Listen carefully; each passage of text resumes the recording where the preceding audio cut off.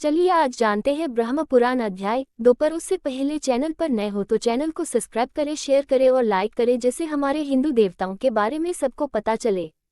सुनिए ब्रह्म पुराण अध्याय 2। राजा पृथु का चरित्र। यह स्वर्ग देने वाला, यश और आयु की वृद्धि करने वाला, परम धन्य, वेदों के तुल्य, माननीय तथा गूढ़ रहस्य है।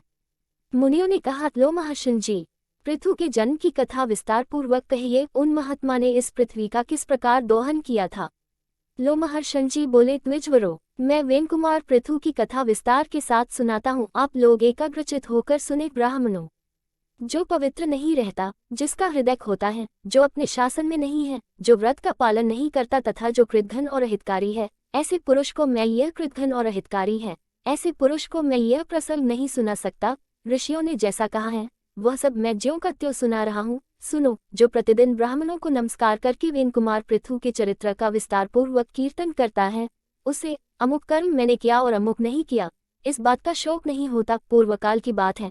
अत्रि कुल में उत्पन्न प्रजापति अन बड़े धर्मात्मा और धर्म के रक्षक थे। वे अत्रि के समान ही तेजस्वी थे। उनका पुत्र वेन था, जो धर्म के तत्व को बिल्कुल नहीं समझता था। उसका जन्म मृत्युकन्या सुनीता के गर्भ से हुआ था। अपने नाना के स्वभावदोष के कारण वह धर्म को पीछे रखकर काम और लोभ में प्रवृत्त हो गया। उसने धर्म की मर्यादा भंग कर दी और वैदिक धर्मों का उल्लंघन करके वह अधर्म में तत्पर हो गया। विनाशकाल उपस्थित होने के कारण उसने यह क्रूर प्रतिज्ञा कर ली थी कि किसी को यज्ञ और होम नहीं करने दिया जाएगा। यजन करने योग्य, यज्ञ करने वाला तथा यज्ञ भी मैं ही हूँ। मेरे ही लिए यज्ञ करना चाहिए, मेरे ही उद्देश्य से हवन होना चाहिए। इस प्रकार मर्यादा का उल्लंघन करके सब कुछ ग्रहण करने वाले अयोग्य वेन से मरीचि आदि सब महर्षियों ने कहा, वेन, हम अनेक वर्षों के लिए यज्ञ की दीक्षा ग्रहण करने वाले हैं, तुम अधर्म न करो। यह यज्ञ आदि कार्य सनातन धर्म है।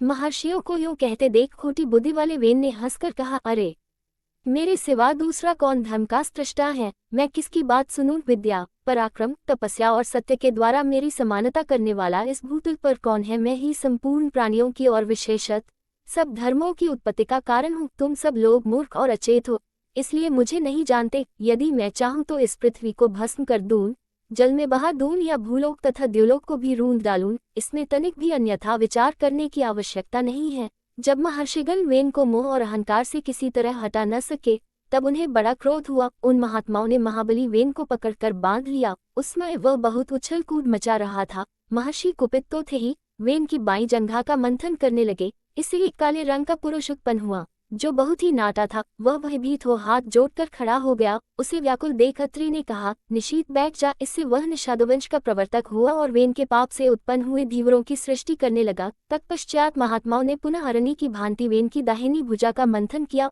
उससे अग्नि के समान तेजस्वी पृथु का प्रादुर्भाव हुआ। वे भयानक टंकार करने वाले आजगव नामक धनुष, दिव्य बाण तथा रक्षार्थ कवच धारण किए प्रकट हुए थे। उनके उत्पन्न होने पर समस्त प्राणी बड़े प्रसन्न हुए और सब ओर से वहां एकत्रित होने लगे। वेन स्वर्गगामी हुआ। महात्मा पृथु जैसे सत्पुत्र ने उत्पन्न होकर वेन को पुम नामक नरक से छुड़ा दिया। उनका अभिषेक करने के लिए समुद्र और सभी नदियां रत्न एवं जल लेकर स्वयं ही उपस्थित हुई। आंगिरस देवताओं के साथ भगवान ब्रह्माजी तथा समस्त चराचर भूतों ने वहां आकर राजा पृथु का राज्याभिषेक किया।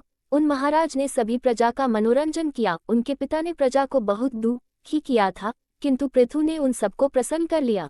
प्रजा का मनोरंजन करने के कारण ही उनका नाम राजा हुआ। वे सब समुद्र की यात्रा करते तब उसका जल स्थिर हो जाता था। पर्वत उन्हें जाने के लिए मार्ग दे देते थे और उनके रथ की ध्वजा कभी भंग नहीं हुई। उनके राज्य में पृथ्वी बिना जोते बोए ही अन्न पैदा करती थी। राजा का चिंतन करने मात्र से अन्न सिद्ध हो जाता था। भगवान आपकी सब मनोकामना पूरी हो, बस उसके लिए इस चैनल को सब्सक्राइब